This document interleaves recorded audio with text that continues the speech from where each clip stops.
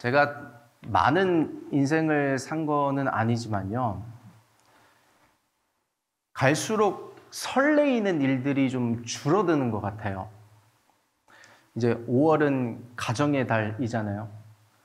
5월은 푸르구나 우리들은 잘한다. 오늘은 어린이날 우리들 세상. 정말 그네들 세상이 맞더라고요. 아주 누릴 거 다 누리고 이제 삽니다. 엊그제가 이제 어린이날이었잖아요. 한 주 동안 저의 이제 자녀들이요 행복하게 보냈습니다. 이제 월요일에는 놀이공원을 갔다 왔고, 화요일에는 한강 가서 치킨 먹고, 또 이제 어린이날 당일에는 이제 미리 예매를 해놨어요. 이제 아이들이 볼 수 있는 영화를 예매해서 이제 가족들이 같이 영화를 보고 왔습니다. 아이들은요, 그 순간순간이 얼마나 설레이고 행복할까요? 그렇지 않나요? 아이들이랑 모처럼 이제 놀이공원에 다녀오고 영화관을 갔다 오니까 어렸을 적에 했던 그 예전에 설레이던 순간들이 떠오르더라고요. 이제는 막 그렇게 설레진 않잖아요. 사실 우리가 뭐 놀이공원에 막 전날부터 가슴 뛰고 영화관 간다고 막 이렇게 설레고 그렇지는 않잖아요. 그렇죠? 제가 그 주일학교 때 언제 놀이공원을 처음 갔나는 잘 생각이 안 나는데 그건 기억이 나요.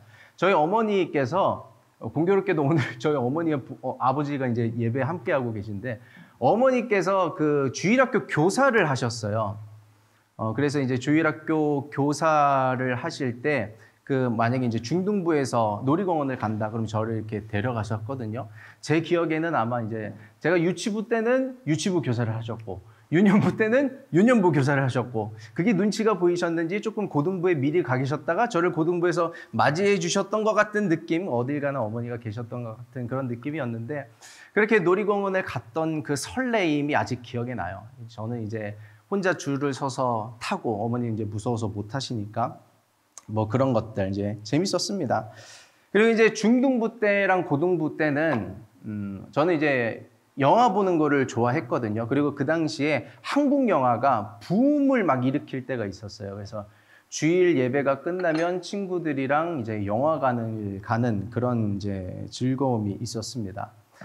중학교 때였는지 고등학교 때였는지 기억은 잘 안 나는데 진주만이란 영화 아세요? 전쟁 영화인데 예배 끝나고 영화관에 갔는데 이제 좀 늦게 도착해서 그 당시에는 뭐 어플, 뭐 스마트폰 그런 게 없잖아요. 그래서 그 당시에 바로 가서 현장에서 예매를 하고 발권을 하고 들어가야 되는데 표가 얼마 없어서 앞자리밖에 없다는 거예요. 그래서 어떤 한 친구가 내가 며칠 전에 맨 앞자리에서 영화를 한번 봤는데 너무 재밌더라. 이 진주만도 앞자리에서 보면 정말 재밌을 거라고 해서 들어갔는데 그 진주만이 자막이 요즘에 이제 밑에 가로로 이렇게 나오잖아요. 그 당시 이제 세로로 오른쪽 끝에 나왔거든요. 오른쪽 끝에 앉아서 3시간 동안 자막만 보다 이렇게 나왔습니다. 그랬던 기억도 있어요. 다 그런 설레임이었죠.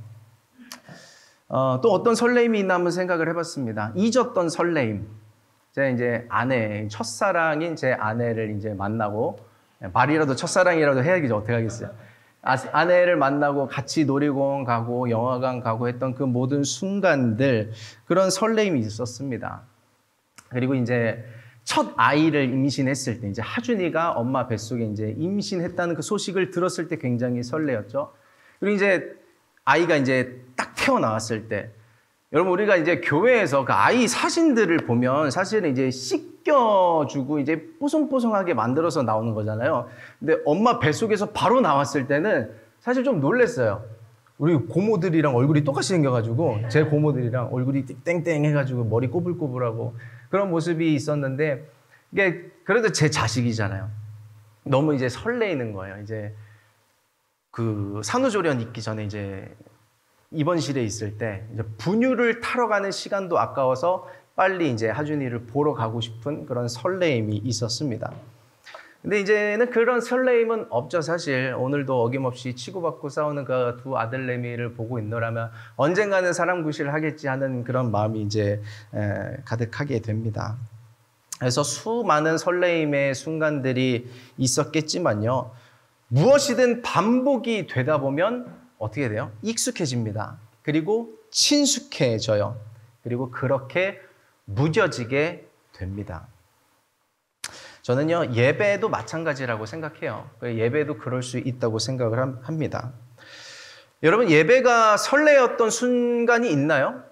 예배가 막 기다려지고 설레었던 순간이 언제가 마지막이었나요? 저에게도 그런 순간들이 있었습니다. 예수님을 인격적으로 만났을 때, 그리고 제 인생을 바꿔놓은 터닝 포인트가 됐던 그 몇 번의 예배들, 그리고 방학 때 이제 캠프를 한다 그러면 두근거리고 설레었던 그 마음들, 어떤 대형 집회를 갔을 때 맨 앞자리에 앉겠다고 몇 시간 동안 줄을 서서 기다렸던 그런 것들, 방언을 받고 이제 다음 예배가 너무 기다려지는 거예요. 다음 기도회가 너무 기다려지고 기도하고 싶어서, 이 방언을 막 하고 싶어서. 그리고 이제 새로운 찬양 앨범이 나왔다고 했을 때 찾아 들었던 그런 순간들이 있었습니다. 그런데 이제 오늘 본문을 들여다보면 더 잘 공감을 하시겠지만요. 제가 오늘 본문을 들여다보면서 저부터 회개했어요. 뭐냐면 이제는 예배가 설레이기보다는 익숙할 때가 더 많은 겁니다. 익숙함을 넘어서서 뭔가 좀 참 이런 표현을 할까 말까 고민을 굉장히 많이 했는데 하나님 앞이니까 할게요. 예배의 익숙함을 넘어서서 예배에 노련해진 느낌. 이게 목사이기 때문일까? 아니면 모태신앙으로 자라나서 수많은 예배들이 쌓여져 있기 때문일까? 그런 아쉬움이 있더라고요. 설레임의 법칙이라는 책이 있는데 그 책의 앞부분에 그런 글귀가 있습니다. 똑같지는 않겠지만요. 이런 느낌이에요. 설레이면 무죄, 무뎌지면 유죄. 우리 부부 남편이 이제 아내가 설레이면 무죄, 무뎌지면 유죄. 그런 겁니다. 예배에 대해서도 마찬가지라고 생각을 해요. 대신방을 다니다 보면 이제 성도님들의 상황을 좀 이렇게 듣게 되잖아요. 그 중에 어떤 성도님들은 참 이 교회 한번 나오기를 갈망하고 소망하시는 분들이 계세요. 어렵게 예배에 나와서 그 한 번 예배 드리는 그 감격을 기다리는 분들이 있어요. 그런 분들 무죄. 저를 포함해서요, 이 자리에 있는 우리 모든 MIG들 중에요, 아무런 설레임 없이 앉아있으면 유죄. 그렇습니다. 저를 포함해서요. 설레이면 무죄고 무뎌지면 유죄입니다. 저는요, 우리가 예배에 대한 설레임이 살아나고 그 감격이 살아나고 그 가운데 예배를 드리는 저희들이 되기를 예수님의 이름으로 축원합니다. 이제 그런 느낌을 가지고 오늘 본문을 함께 보면 좋겠어요. 다윗이 이제 이스라엘의 왕이 되었습니다. 이스라엘의 왕이 된 바로 다음에 이어지는 이야기예요. 다윗은 나라의 안정을 이루기 위해서 하나님의 법궤를 예루살렘으로 운반하려고 합니다. 그 이야기를 오늘 읽으셨는데요. 사무엘하 6장 2절 말씀입니다. 우리 같이 하나님 말씀 합독해 보도록 하겠습니다. 다 같이. 일어나서 그 함께 있는 모든 사람으로 더불어 바알레 유다로 가서 거기서 하나님의 궤를 메어 오려 하니 그 궤는 그룹들 사이에 좌정하신 만군의 여호와의 이름으로 이름하는 것이라. 아멘. 여기 보면요, 하나님의 궤를 메어 오려고 한다고 이야기를 하죠. 이 말은 하나님의 법궤가 예루살렘에 없었다는 이야기예요. 있어야 할 곳에 있지 않았다는 이야기죠.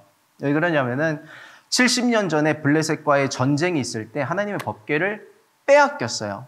그러고 나서 우여곡절 끝에 흘러 가다가 어디로 가게 되냐면 기럇 여아림이라고 하는 지역에 있는 아비나답의 집에 그 하나님의 법궤가 이제 모셔지게 되는 것입니다.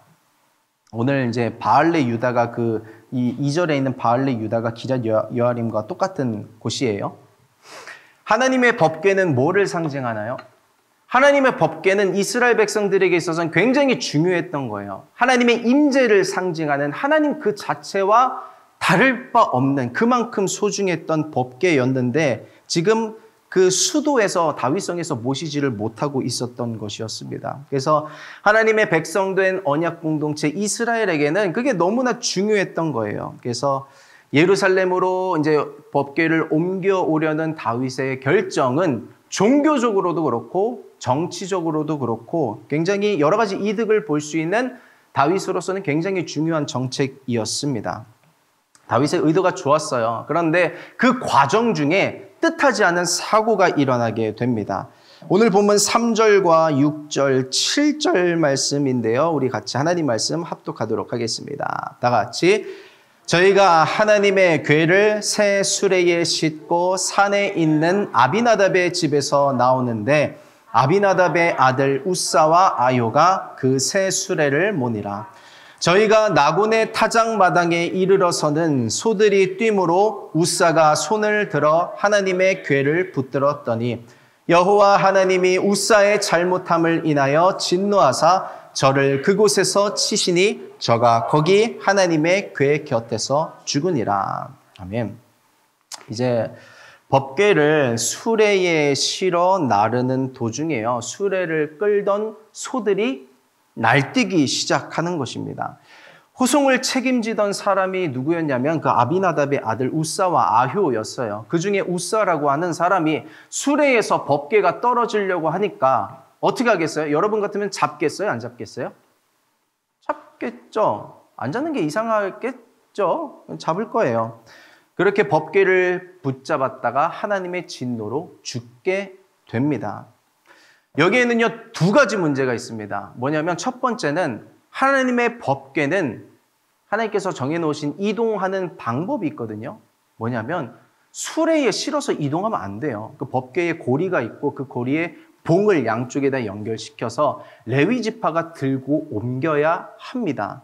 2번째, 그 레위 지파가 옮겨야 하는데 레위 지파라고 다 할 수 있는 게 아니에요. 레위 지파 중에서도 파가 있습니다. 그 중에서 고핫 자손이 있는데 고핫 자손이 법궤를 움직일 수 있는 자격이 주어졌어요. 그들에게 맡겨진 임무가 그거였기 때문에. 우사와 아효가요, 레위 지파인 건 맞았는데 고핫 자손은 아니었어요. 그 말은 뭐냐면 법궤를 운반할 권한이 그들에게 없었다는 것입니다. 그리고 아무리 고핫 자손이라고 하더라도 하나님의 법궤를 손으로 직접적으로 터치하는 건 불가능해요. 그런데 그런 잘못을 저질렀던 것입니다. 이 과정 중에 의도가 굉장히 좋았거든요. 그리고 겉보기에는 큰 문제가 없어 보였습니다. 근데 뭐가 문제였을까요? 사무엘상 7장 1절과 2절에 그 힌트가 있습니다. 우리 하나님 말씀 함께 합독하겠습니다. 다 같이. 기럇 여아림 사람들이 와서 여호와의 궤를 옮겨 산은 들여놓고 그 아들 엘리야사를 거룩히 구별하여 여호와의 궤를 지키게 하였더니 궤가 기럇 여아림에 들어간 날부터 20년 동안을 오래 있은지라. 이스라엘 온 족속이 여호와를 사모하니라. 아멘. 여기 보면 20년 동안을 오래 있은지라. 보이시죠? 기럇 여아림에요. 이제 바알레 유다죠. 거기에 아비나답의 집에 옮겨놨었어요. 하나님의 법궤를. 그 후로 몇 년이 지났나요? 20년 동안 있는지라. 20년 동안. 저는 여기가 문제가 되는 지점이라고 생각을 해요. 수십 년 동안 그 하나님의 법궤를 자신의 집에 모셔오는 동안 익숙해진 거예요. 그 하나님의 임재를 상징하는 아무리 그 거룩한 법궤라고 하더라도 친숙해진 겁니다. 더 이상 설레임이 없어요. 여러분, 우리가 예배에 있어서 예배가 너무 익숙해지고 친숙해지면 어떻게 되는지 아세요? 그냥 이리저리 맞추고 자기 마음대로 그냥 퍼즐 맞추시듯 넌 일로 들어가면 되고 이렇게 하면 돼. 다 이렇게 하면 돼. 이렇게 되는 게 있습니다. 제가 상상을 좀 해봤어요. 이러지 않았을까요? 이제 다윗이 그 하나님의 법궤를 아비나답의 집에서 예루살렘으로 옮겨온다는 그 소식이 아비나답의 집에 들려졌을 거잖아요. 그 이동하는 프로젝트를 진행을 하면서 우사와 아효가 다윗에게 그런 제안을 했을 것 같아요. 왕이시여, 괜찮습니다. 이제 시대가 바뀌었어요. 수레가 좋은 게 잘 나왔습니다. 바퀴도 튼튼하고요. 서스펜션도 좋고요. 승차감도 좋아요. 문제 없을 것입니다. 수십 년 동안 저희 집에 있었는데요. 법궤는 저희가 잘 알아요. 저희가 잘 이동시켜 보겠습니다. 맡겨만 주세요. 아마 그렇게 신앙이 건너먹었을지도 모른다는 상상을 해보았습니다. 저는 그래서 이 집이 사실 누구의 집이에요? 아비나답의 집입니다. 그러니까 아비나답의 아들 우사와 아효가 그렇게 된 데에 있어서는 저는 아버지 아비나답의 책임도 있었을 거라고 생각을 해요. 가정에서 신앙 교육을 잘못 받은 겁니다. 이게 사무엘하의 이야기이잖아요. 사무엘하 6장의 이야기인데 저희가 이제 매삼주오를 하고 있습니다. 그렇죠? 여러분들 다 읽고 계시죠? 제가 이 매삼주오 그날 이 분량의 말씀을 이제 교회에서 읽고 집으로 갔는데 이제 오랜만에 저녁 식사를 같이 할 수 있는 그런 상황이었어요. 그래서 이제 아내가 이제 저녁상을 너무 맛있게 차려주고 그냥 먹을 수 있나요?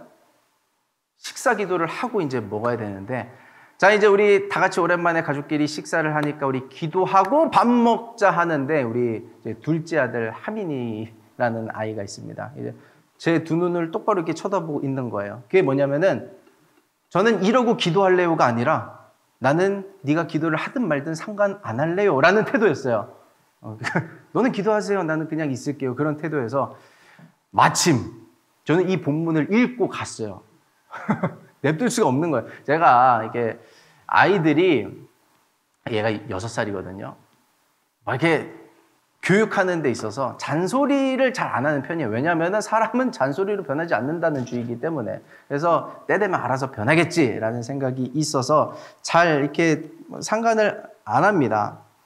근데 얘가요, 안 그래도 이제 6살이고 이제 유치부인데 유치부 안에서도 이제 소문난 아이였어요. 목사 아들이 찬양 안 한다고, 목사 아들이 기도 안 한다고 이게 유명한 친구였습니다. 그래서 쫄래쫄래 우리 교사분들이 많으니까 목사님 아들은 왜 이렇게 찬양을 안 해요? 이렇게 기도를 안 해요? 하는 그런 친구인데요. 요즘에는 좀 이렇게 좋아지고 있다는 소식이 들려왔습니다. 오늘도 이제 3부 예배 때 저 깜짝 놀랐어요. 가만히 오늘도 앉아있지 않을까 했는데 일어서서 율동을 하고 찬양을 하고 그래서 저는 느꼈죠. 오늘 느꼈어요. 우리 유치부 선생님들이 대단하다. 유치부 선생님들 대단해요. 제가 못하는 일들을, 엄마 아빠가 못하는 일들을 우리 전사님과 선생님들이 해주고 계십니다. 제가 그래서 애와 기싸움에 돌입을 했어요. 네가 이기나 내가 이기나 해보자. 네가 기도 안 하면 내가 할 때까지 기다릴 거다. 밥 못 먹는 거다. 기싸움에 돌입을 했는데 제가 어리석었죠. 아내가 중재에 돌입을 했습니다. 아내가 하니까 이게 잘 되더라고요. 역시 아내가 있어야 돼요. 그래서 중재를 잘 해줘서 결국 어떻게 이제 기도를 했습니다. 그런데 그 6살짜리 애한테 그 식기도 한번 그렇게 넘어가지 않는 게 뭐가 그렇게 중요하다고 생각이 될 수도 있지만요. 자녀에 대한 신앙 교육에 있어서 방금 말씀을 읽어온 이때에라도 못한다면 우사처럼 마음대로 예배하는 사람이 될까봐, 마음대로 기도하는 사람이 될까봐 말씀을 읽은 그때라도 신앙 교육이 들어간 겁니다. 그래서 기도를 했어요, 하민애가. 그래서 기도를 잘했다고 칭찬을 해주면서 설명을 해줬습니다. 밥 먹으면서 밥상 교육이 중요하잖아요. 밥 먹으면서 지나고 보니까 또 잔소리 같기도 하고. 그래서 아빠가 성경을 읽고 왔는데 우사라는 사람이 있었고 자기 마음대로 이게 생각을 해서 법궤가 떨어질 때 이런 설명을 다 해줬어요.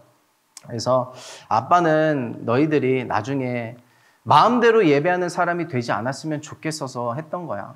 비가 온다고 교회 가기 싫어서 안 가고, 아프다고 교회 안 가고, 귀찮다고 안 가고, 바쁘다고 기도 안 하는 그런 사람으로 자라지 않기 위해서 오늘은 하민이가 하고 싶은 대로 내버려두지 않았어 라고 설명을 해줬습니다. 하민이가 잘 듣더니요, 그렇게 얘기를 하더라고요. 아빠, 법궤가 그냥 떨어지도록 내버려둬도 됐잖아. 그러더라고요. 얘가 아마 죽지는 않았어도 사람들의 욕은 많이 들었을 것 같아요. 법궤를 떨어뜨린다고 그걸 굳이 냅둔다고. 아무튼 그렇습니다. 중요한 것은요, 우리가 익숙해지지 않는 거예요. 우리의 신앙에 있어서 정말 우리 사람은 익숙해지기 쉽거든요. 금방 친숙해지고 예배에 대해서 금방 이제 파악이 되잖아요. 그래서 쉽게 익숙해질 수 있는 것들을 제동을 걸 수 있는 것들이 저희들에게 필요합니다.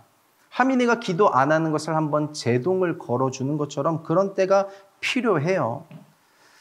아비나답의 집안이라고 해서 처음부터 그러지는 않았을 수도 있을 거라고 생각을 합니다. 그런데 점점 익숙해지면서 그런 모습이 드러나게 되는 것이지요. 여러분, 어제 법궤를 잘 모셨다고 해서요, 오늘 법궤를 잘 모시리라는 보장이 없습니다. 그 말은 뭐냐면, 내가 어제 믿음이 좋았다고 해서 오늘 나의 믿음이, 어제 믿음이 좋았기 때문에 오늘 나의 믿음도 좋으리라는 보장이 없다는 이야기랑 똑같은 거예요.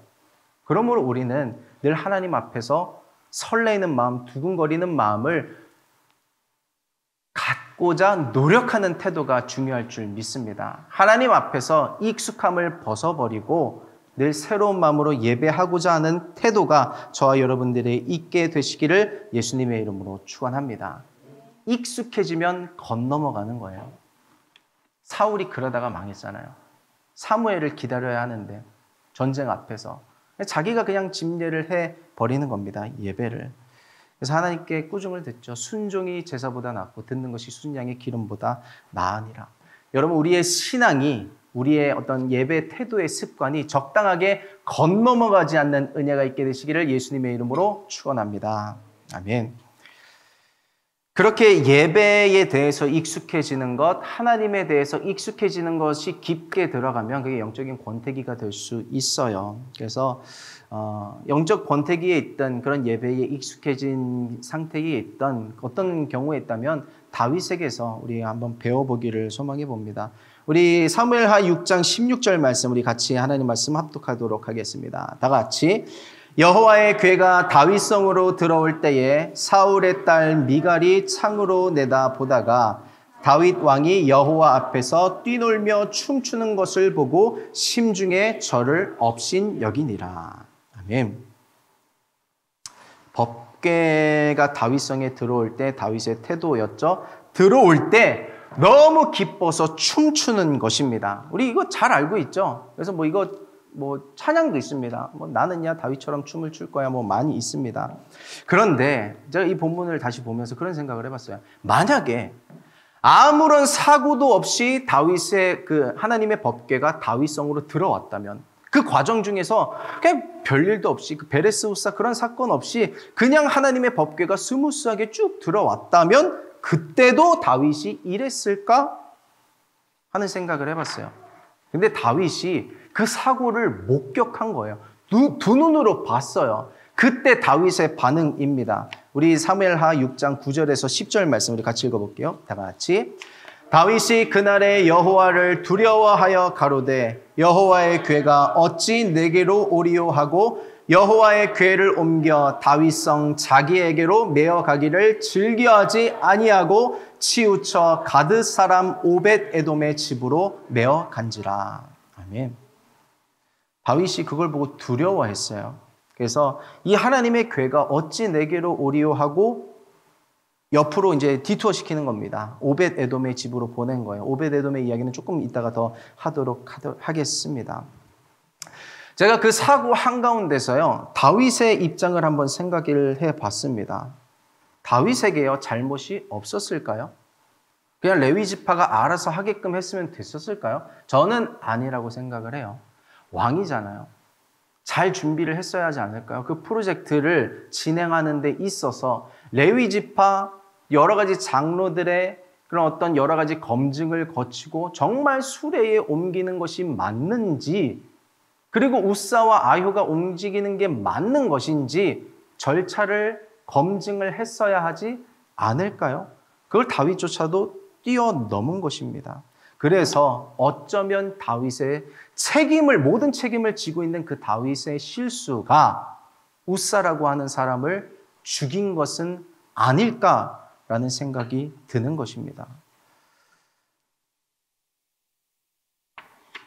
다윗이 그때 정신을 번쩍 차리지 않았을까요? 하나님의 법궤에 대한 상징성, 그 무게감, 그리고 그 중요성이 어떤가를 다시 한번 생각하게 되는 거예요. 그리고 그 익숙함과 친숙함에서 벗어나서 하나님의 법궤를 마주하게 되니까 그 기쁨과 감격이 되살아나게 되는 것입니다. 여러분, 그래서 다윗의 심정이, 다윗의 입장이 너무 이제 공감이 되는 거예요. 이입이 되는 거예요. 다윗의 책임, 그 한 사람으로 인해서 다윗이 죽은 게 아니라 남의 아들이 죽었어요. 저는 한 공동체를 하나님께 부탁받은 사람으로서 여러분들이 영적으로 승리하는 승리자가 되기를 축복합니다. 예배에 승리할 수 있는 사람이 되기를 축복합니다. 학업에 승리하는 것 중요해요. 직장에서 승리하는 것 중요합니다. 그런데 예배가 가장 중요한 자리라는 것을 꼭 기억하시기를 예수님의 이름으로 부탁드립니다. 그렇게 다윗은 이제 그 감격으로 기뻐 뛰며 춤추며 찬양하며 하나님께 경배하는 것입니다. 아마 그 다윗의 모습을 제가 상상해 보면서 MIG 중에 아마 현지인 자매가 가장 비슷하게 예배하는 사람이 아닐까라는 생각을 해봤어요. 막 가만히 있지 못합니다. 춤추고 찬양하고 버티질 못해서 드럼 부스 안에 들어갔더라고요. 막 하면서 드럼 치면서도 막 이렇게 춤추더라고요. 네. 우리가요, 다윗처럼 그렇게 예배하고 찬양하지는 못해도요, 적어도 작은 것 하나에 예배의 감격이 묻어나게 되기를 축복합니다. 예배가 시작할 때, 오늘 제가 이제 신방이 있어서 좀 늦게 들어왔는데, 예배가 시작할 때 콜을 하잖아요. 우리 다 같이 일어나서 하나님 말씀 선포하겠습니다 하면서. 그럼 여러분 어떤 심정으로 일어나세요? 어떤 심정으로 일어나세요? 내가 오늘 점심을 너무 많이 먹었는데, 엉덩이가 너무 무거운데, 못 일어나겠네. 오늘은 안 일어나면 안 되나요? 앉아서 예배드리면 안 되나요? 어떤 심정이세요? 저는 그 작은 것 하나에, 예배에 우리 같이 일어서자는 그 작은 것 하나에 자그마한 감격이 있기를 소망해 봅니다. 아까 앞에서 소개했던 그런 성도님들 있잖아요. 예배에 한 번 오는 것을 정말 바라고 갈망하는 성도님들이 그 일어서는 순간을 얼마나 기다리시겠어요. 그런 감격을 느꼈던 이들이 성경에 또 있습니다. 우리 느헤미야 8장 5절에서 6절 그리고 9절 말씀 한번 같이 읽어보시도록 하겠습니다. 남아있죠? 우리 다 같이 읽겠습니다. 다 같이. 학사 에스라가 모든 백성 위에 서서 저희 목전에 책을 펴니 책을 펼 때에 모든 백성이 일어서니라. 에스라가 광대하신 하나님 여호와를 송축하며 모든 백성이 손을 들고 아멘 아멘 응답하고 몸을 굽혀 얼굴을 땅에 대고 여호와께 백성이 율법의 말씀을 듣고 우는지라. 예배하는데요, 일어서고요, 손을 들고요, 아멘 아멘 화답하며 응답하는 것입니다. 여러분, 이들도요, 마냥 신앙이 좋아서 이렇게 한 거 아니에요. 과정이 있었습니다. 두들겨 맞은 거예요. 포로 생활하면서. 그러고 나서 그 포로 생활에서 하나님께서 되돌려 주셨잖아요. 자유를 얻게 해주셨습니다. 무너진 예루살렘을 재건하고 거기서 이제 예배를 드리는 순간이에요. 에스라가 책을 펴고 율법 책을 펴고 우리 다 같이 일어섭니다 할 때 그 감격이 있는 것입니다.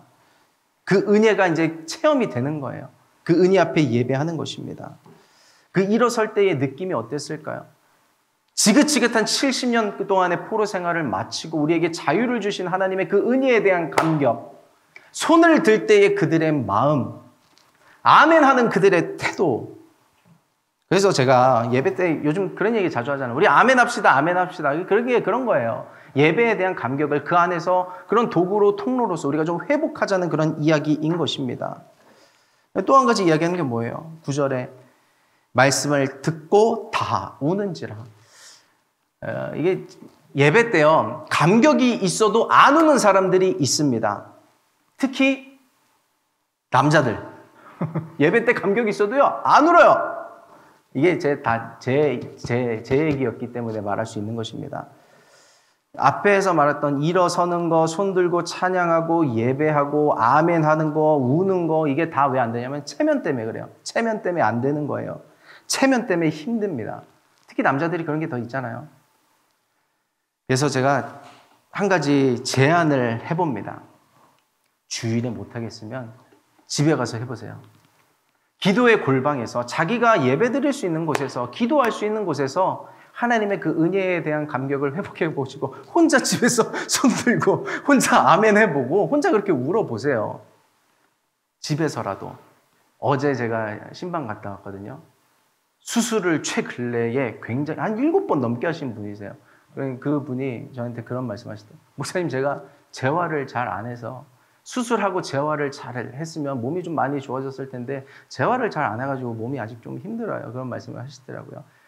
제가 그 말씀을 들으면서 그런 생각을 해봤습니다. 제가 수술을 몇 번 해봐가지고 잘 알거든요. 수술도 중요한데 수술하고 나서 재활이 더 중요해요. 재활을 안 하면 몸이 굳어집니다. 하나님의 말씀은 살아있고 운동력이 있어 좌우의 날선 어떤 검보다도 예리하여 혼과 영과 및 관절과 골수를 찔러 쪼개기까지 하며 또 마음의 생각과 뜻을 판단한다고 하는데 하나님의 말씀이 선포되는 이 주일의 순간은 저는 수술받는 순간이라고 생각해요. 나의 영혼이 나의 영혼육이 수술받고 이제 주중에 재활로 들어가는 겁니다. 오늘 이 말씀을 받고 집에 가서 한번 해보는 거예요. 내가 기도하면서 그 감격을 회복해 보는 것입니다. 내 안에 잃었던 그 불들을 한번 다시 지펴보는 거예요.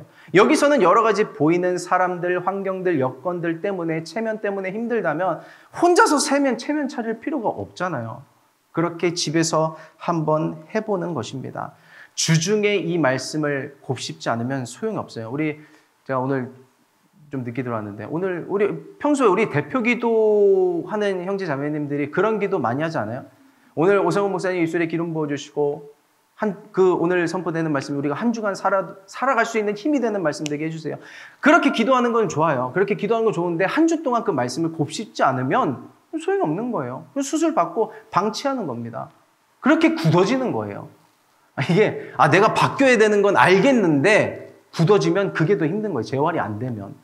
여러분 우리가 변화돼야 될 때는 말씀이 떨어질 때가 변화될 때입니다. 내가 하겠다고 해서 안 되는 거 우리 잘 알잖아요. 말씀이 내게 떨어졌을 때 내 안에 말씀이 살아서 움직이기 시작할 때 그때가 때인 줄 믿습니다. 우리 예배의 감격, 우리 주일에서 또 주중에서 그 감격이 회복될 수 있기를 예수님의 이름으로 축원합니다. 아까 우리가 남겨뒀던 퍼즐 있죠. 베레스 우사, 우사가 이제 죽었어요. 그 우사의 사건이 있고 난 다음에 하나님의 법궤가 다윗성으로 가지 않고 오벳 에돔의 집으로 옮겨갔었을 때가 있었습니다. 그것이 오늘 읽었던 본문의 마지막 절이에요. 우리 10절과 11절 말씀 같이 읽겠습니다. 다 같이. 여호와의 궤를 옮겨 다윗성 자기에게로 메어 가기를 즐겨하지 아니하고 치우쳐 가드 사람 오벳 에돔의 집으로 메어 간지라. 여호와의 궤가 가드 사람 오벳 에돔의 집에 석 달을 있었는데 여호와께서 오벳 에돔과 그 온 집에 복을 주시니라. 아멘. 아비나답과 우사와 아효의 집에 수십 년 동안 법궤가 있었는데 한 번도 하나님께서 그 가정에 복을 주셨다는 말씀이 없어요. 아무리 찾아봐도 없습니다. 그런데 오벳 에돔의 집에는 석 달만, 3달만 있었는데도 하나님이 복을 주셨다고 말씀을 하는 것입니다. 이 오벳 에돔도요, 사실 여러 가지 나눌 수 있는 게 많지만요, 간단하게 보자면 그런 것입니다. 역대상 26장 8절 말씀 우리가 보진 않겠지만요, 거기를 보면요, 그 오벳 에돔과 그의 자녀들, 그 자손들이 그 하나님의 법궤에 대해서 얼마나 충성되이 그 법궤를 모셨는지를 알 수가 있습니다. 그 오벳 에돔의 자녀들이 이름이 다 기록이 되면서 그 아들들은 직무를 잘하는 자라고 기록이 되어 있어요. 그 안에 모든 것이 다 들어가 있는 것입니다. 저는 그 오벳 에돔의 집에 석 달 동안 있으면서 하나님께서 복을 주셨다는 이야기를 보면서 그것이 석 달 동안 어떻게 오벳 에돔의 가정이 하나님의 법궤를 섬겼는지 성경은 자세하게 기록하고 있지는 않지만 그 가정들에 대한 평가이며 열매라고 생각이 되더라고요. 여러분, 다윗이 거기에 영적인 영향력을 받습니다. 하나님의 법궤는 무서운 것이 아니구나. 하나님의 법궤를 모시는 것은 복된 것이구나. 오벳 에돔에 복을 주신 하나님께서 이것을 예루살렘으로 옮겨온다면 우리 나라와 민족에게도 복을 주실 것이다. 그것을 사인으로 받고 그것에 영향을 받아서 법궤를 옮겨오기로 결정을 하게 된 거예요. 다윗에게 영향을, 민족에게 영향을 준 가족이 되는 것입니다. 여러분, 하나님의 법궤, 하나님의 임재와 예배를 소중하게 여기는 가정에게 주시는 복이 있어요. 그 복이 오늘은 할 필요가 없을 것 같습니다. 저는 그 복을 오늘 한 가지로 얘기하고 싶어요. 예배할 수 있는 복을 주십니다. 여러분, 우리가 예배할 수 있는 게 복이에요. 예배할 수 있는 것이 축복입니다. 무언가 부족한 거, 물질을 얻고 건강을 얻고 다 필요하지만 예배할 수 있는 것 자체가 복이에요. 그리고 아까도 말씀드렸지만 그 역대상의 26장에 그 오벳 에돔의 모든 가문 자손들의 이름이 다 적혀 있는 거예요. 얼마나 축복된 거예요. 다 적혀 있는 것입니다. 여러분, 우리는요, 지금 예배하고 있는 여러분들은요, 복 받은 겁니다. 그 복을 가정과 함께 누리기를 축복합니다.